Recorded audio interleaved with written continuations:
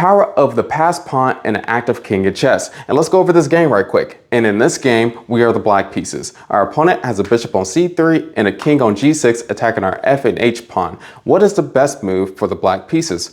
Well, it is pushing our passed pawn, so pushing this h pawn to h4. And the only defense for the white pieces is going to bishop e1, attacking the pawn, h3, then bishop g3, stopping the pawn from promoting to h2 to h1. But I did mention the importance of an active king. So the king is going to get into the party by going to king e4 and then king h5, best move, king f3, attacking the bishop, and then white is going to go to king h4, defending the bishop, attacking the pawn. Then we're going to go to king g2, and this is game over because any move that white does, black is winning. For example, if bishop e1 is played, then we could just go to h2 and promote the pawn.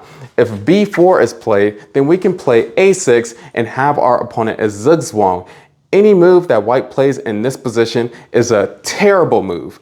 And +2, if b3 is played, then we could just go to c5 and threaten to pretty much put another passed pawn on the queen side of the board after c4 and etc.